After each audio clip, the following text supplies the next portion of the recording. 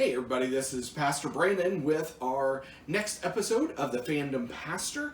If you have been with us before, glad you could come back. If this is your first time, well, you're welcome. So glad to see you all. Do me a favor, when you get done watching this, would you share the video? I'd really appreciate it. Get people watching, a few more people watching and listening. I'd really appreciate that. So we continue our Kaiju series. We're talking about this series of films, specifically from the Toho production company, and it's all about the Japanese giant monsters. So you have your Godzilla and King Kong and all of those different characters. I want to give a special shout out to Pastor Zachary over at Jasonville UMC for helping me write this series.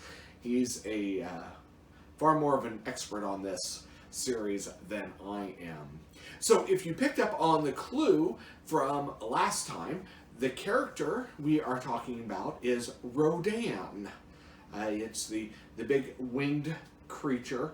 According to the story, he's this great big prehistoric irradiated species of pterodon. Premiered in the U.S. in 1956 in its self-titled film, Rodan. He eventually became one of the big three of the hero Kaiju, alongside Godzilla and Mothra, as you may have picked up from the clue last time. So, if you remember, Godzilla is considered a representation of the nuclear power of the United States. And what's interesting, and I didn't know this until I actually looked it up, Rodan, or Radon, as was originally called in the Japanese creation of it, is the representation of the nuclear power of the Soviet Union, which of course was a superpower at the time. So the film I'm going to really kind of focus on is the film Ghidorah, the three-headed monster. Again, that was the character we talked about last time.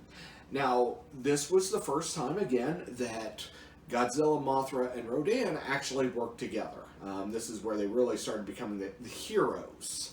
Although they all three have become bad guys, and even Ghidorah was a good guy at one point. At least one film he was. So, anyways, so the story goes that at the beginning, Godzilla and Rodan, they meet up and they start fighting.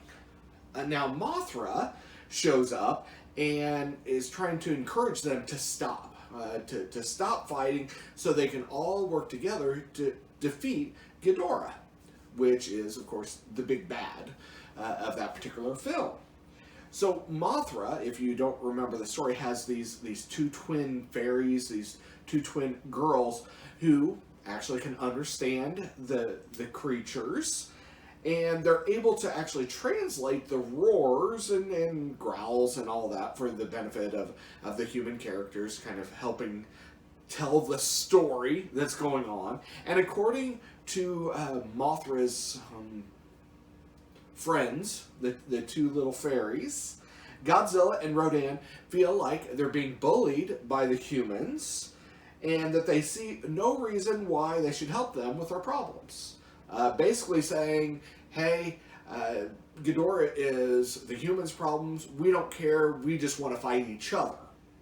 Now, Mothra insists that the Earth belongs to both the humans and to the Kaiju. And what's interesting in my mind is that, honestly, this is a very human mentality.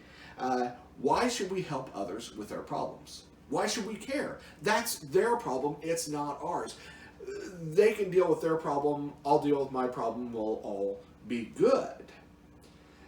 Yet, we should help others with their problems. That's exactly what we're, in fact, called to do as followers of Christ. Not because anybody necessarily deserves our help, whatever that means, but because Christ calls us to do just that. John 15:12 says, "This is my commandment, that you love one another as I have loved you. Now, he doesn't say that we're supposed to do it for any other reason other than he loved us first, so we should pass on that love. That's what Jesus was trying to tell us, to love others, not because anybody really deserves it, but because we're showing love.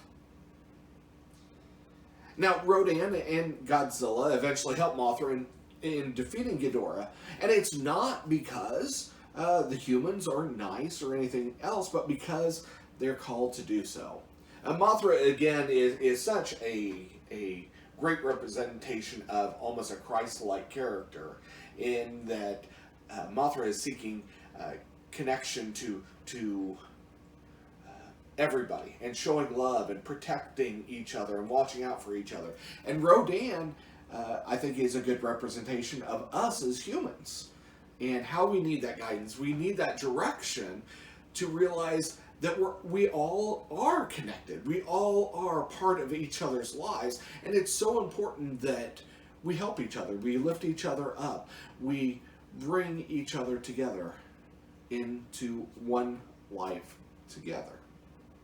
So, just an interesting idea. I really had not studied Rodan quite as much, and I found it very interesting, and I think it's definitely a good representation of us as human beings.